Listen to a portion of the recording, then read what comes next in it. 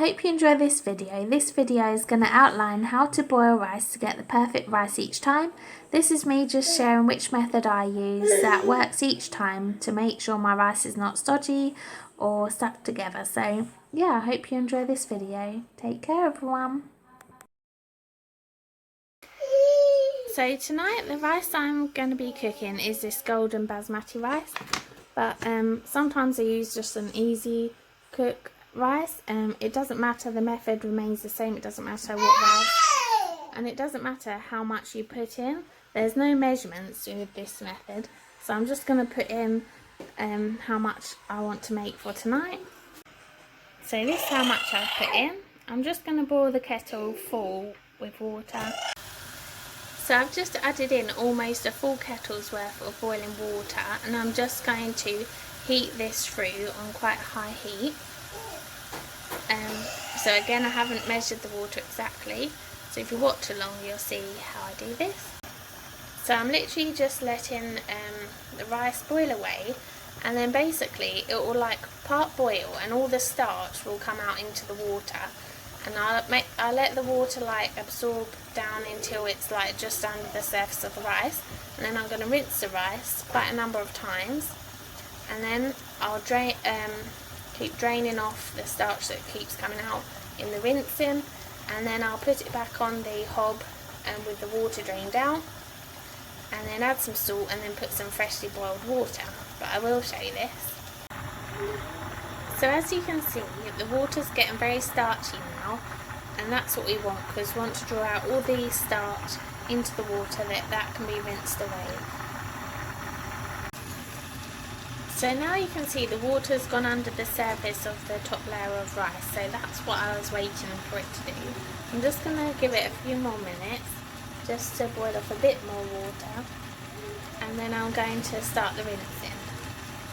So now I'm going to rinse the rice. So I'm just going to pour in some cold water from the tap and swirl it round. As you can see, all this starch is rising to the surface. You give it a few seconds and the rice will drop down, and I just literally pour this away. I don't want to lose my rice in the process, and then I'm just going to do the same again. I'm going to repeat this until the water becomes clear. I've put quite a bit of rice in it this time, so it might take a bit longer. Depends how big your pot is and how much rice you put in, but again, this is not using any measurements, it doesn't require you to measure anything. It's just, you're just going to keep rinsing. I use cold water, you can use boiling water, it's up to you, but I find cold water works fine. So I'm just rinsing it each time until this water becomes clear. So you see it's a lot clearer now, the starch has come out. That's what I'm doing. I'd say now it's clear enough really. That took many rinses.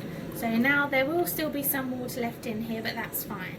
So I'm just going to take this back to the hob, add some salt and add some fresh boiling water.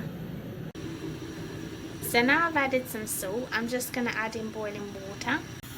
So I've filled this pan back up again with boiling water. You see, I don't know if you can see very well, but it's above the rice slightly.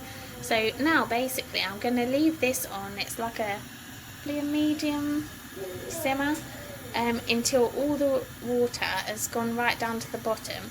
And if you haven't got any other noises going on in your kitchen, you'll probably start to hear it crackling as it gets near the bottom, and then you'll know to turn it off. But nearer the end I'll get a spoon and be checking as it gets lower the water so that it doesn't burn and stick to the bottom. But I find basically that when the water has gone down to the bottom, then the rice is cooked.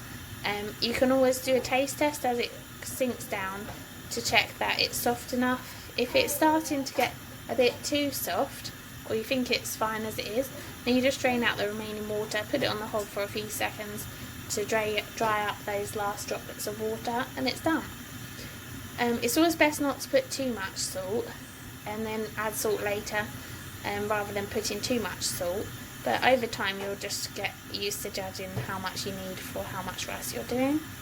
But I found being taught this method by my sister-in-law, it's helped me so much, and it's saved us so much as a family, not relying on microwave rice pouches, because they quickly add up, and if you've got a large family, then this can save you a lot of money. So yeah, I find this method works for me every time. So yeah, I hope this has been helpful. So it takes a bit of time for the water to heat back through. I did turn this up a bit, so now I'm just going to turn it down a little bit now that the water started to boil. I probably should have picked a bigger pan.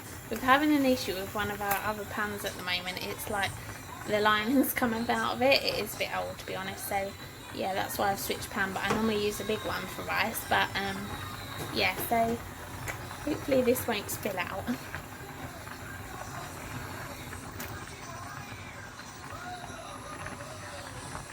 So yeah, I'm just waiting for the water to all evaporate off, basically.